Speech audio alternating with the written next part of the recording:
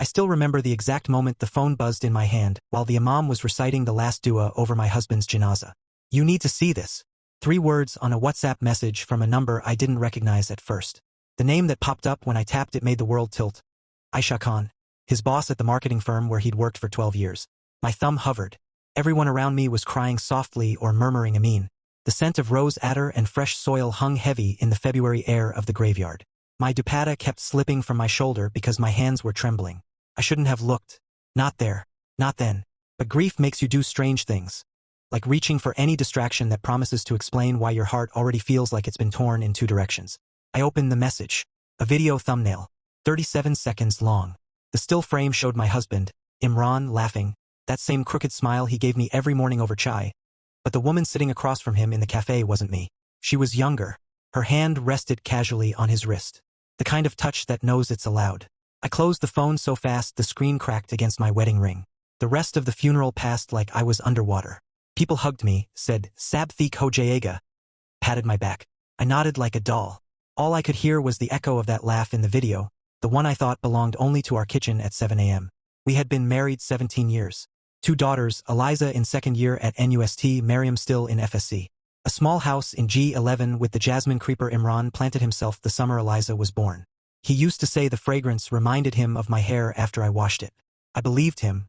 Every word. Our life wasn't perfect, but it was ours. He traveled for work sometimes, Lahore, Karachi, once Dubai. I never questioned the late meetings, the extra hours, the new phone he bought for better client calls. I trusted him the way you trust gravity. It never occurred to me the ground could vanish. After the burial, when everyone had left and only close family remained, I sat on the charpai outside under the neem tree. My mother-in-law kept pressing water on me. Beta, aro lo, rona nahi kadna. But the tears wouldn't come anymore. They had dried somewhere between the video and the sound of dirt hitting wood. That night, back in our bedroom, his side of the bed still made, his pillow untouched. I played the video again. The audio was muffled at first, street noise, clinking cups. Then his voice, clear as the day he proposed under the same neem tree 17 years ago. "She doesn't suspect anything. She's too good. You know? Too trusting." The woman laughed. Light, almost proud. "That's what makes it easy." My stomach turned inside out. I didn't scream. I didn't throw the phone. I just sat very still, listening to the rest. They talked about a flat in F11. A weekend in Murray last October, the same weekend he told me the company sent him to a conference in Peshawar. They talked about me the way you talk about a piece of furniture you're tired of but can't throw away yet. "She'll be fine," he said. "She always is." I turned the phone off. The room smelled of his old ITR and the faint burnt smell from the iron I forgot to unplug 2 days ago when the call came that he'd had a heart attack in his office. I didn't sleep. The next morning people would come again. More condolences, more food covered in foil trays, more Allah Sabar da, and I would have to smile, serve tea, say thank you. But inside me something had already shifted. Like a lock turning in a door I never knew existed. The days after the funeral blurred into one long, quiet storm. People kept coming. Neighbors with trays of biryani and sheer kurma. Cousins I hadn't seen in years pressing envelopes of money into my palm with murmured, "Allah Magfarat Farmai." I accepted everything politely, thanked them in the same flat voice I used to answer condolence calls. Inside, though, I was cataloging every memory, turning them over like stones looking for the crack I'd missed. Imran's phone sat on the dresser like a sleeping snake. I hadn't touched it yet. The police had returned it after the postmortem. No foul play, just a massive blockage they said came without warning. Natural causes. Ironic, I thought. Nothing about the last year of our marriage felt natural anymore. On the 4th day, when the house finally emptied, I picked it up. The passcode was still our anniversary. 1708. It opened without hesitation, as if he'd never thought I'd need to look. I didn't go straight to the messages. I started with the photos. Hundreds of pictures of us. Eliza's graduation, Mariam's first day of college, family picnics at Loch Versa, me laughing at some joke he'd made while I chopped onions. Then, further back, older ones. Our Nika, him lifting my Sarah. The way his eyes crinkled when he first called me John. I almost put the phone down right there.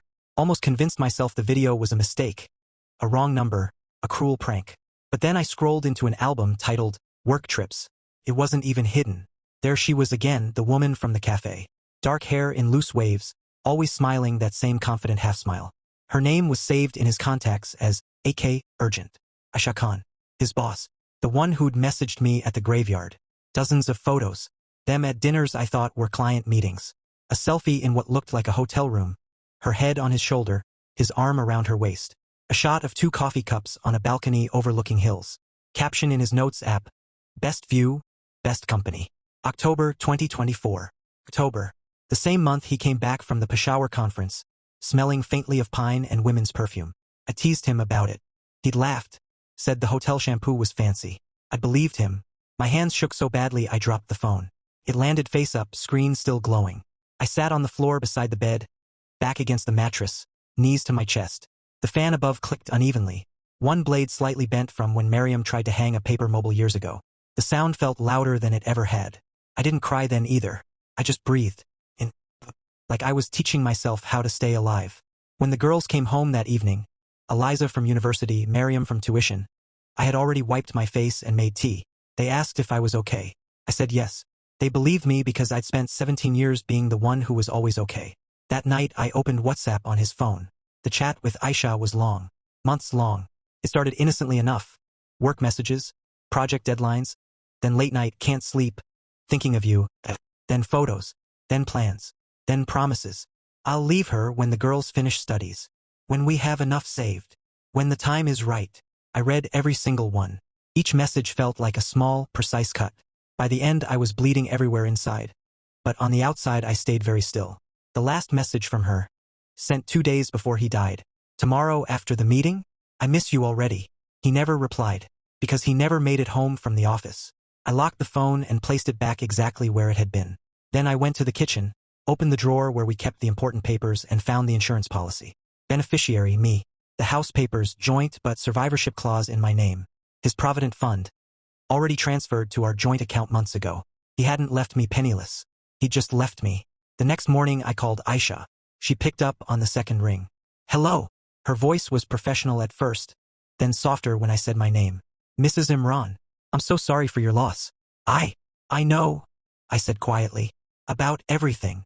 Silence stretched so long I thought the call had dropped. Then she whispered. He loved you. In his way. I didn't answer that. Instead I said, I want the flat keys. The one in F11. And whatever else is there that belonged to him. I'll send someone tomorrow. No police. No drama. Just give them back. Another long pause. Okay, she said finally. Her voice cracked. I'm sorry. I hung up. I didn't feel powerful. I didn't feel vengeful. I just felt finished. The next afternoon a young man in a plain kurta arrived at the gate. Someone Aisha had sent. Not her. He handed me a small brown envelope without meeting my eyes. Inside were 2 keys on a plain silver ring and a folded note in neat handwriting. I kept nothing that was his. The flat is empty now. I've already resigned from the company. Please don't contact me again. I'm sorry for the pain I caused. May Allah forgive us both. No excuses. No explanations. Just those words and the keys. I didn't reply. I didn't need to. I drove to F11 myself that evening. The sun was setting behind the Margalla Hills, painting the sky the same soft pink Imran used to love watching from our rooftop. The flat was on the 3rd floor, modest, 2 bedrooms, a small balcony with a single potted plant that had already started to wilt. Inside, it smelled faintly of fresh paint and the lemon cleaner someone had used recently. No photographs, no clothes, no trace of either of them except for one thing. A small framed verse from the Quran on the wall of the living room. Indeed, with hardship, will be ease. 94:6. I stood there a long time looking at it. Then I took it down, wrapped it carefully in my dupatta, and carried it back to the car. It didn't belong here anymore. When I got home, the girls were waiting. I hadn't told them anything yet, but they knew something was different. The way I moved slower, the way my voice stayed even when I spoke. We sat at the dining table. The same table where Imran used to read the newspaper every Sunday morning, pretending not to notice when Miriam stole his paratha. I told them everything. Not harshly, not with anger. Just the facts, the messages, the flat, the years of quiet lies. I showed them nothing from the phone. Some truths are too heavy for children, even grown ones. But I told them their father had another life. That he had loved someone else while still coming home to us. Eliza cried first. Angry tears, fists clenched. Miriam just stared at the tablecloth, tracing the embroidered pattern with her finger over and over. Why didn't you tell us before? Eliza asked. Because I needed to understand it myself first, I said. And because no matter what he did, he was still your father. That part doesn't change. The love you have for him, keep it. The disappointment, that's mine to carry. We talked until midnight. They asked questions. I answered what I could. When the words ran out, we just sat in silence. the ceiling fan clicking above us like a tired heartbeat. In the weeks that followed, life didn't magically mend, but it began to breathe again. I sold the flat quietly, used the money to pay off the last of Eliza's university fees, and started a small savings account for Miriam's future. I went back to teaching part-time at the local girls' school, something I'd stopped when the girls were small. The children's laughter in the classroom felt like medicine.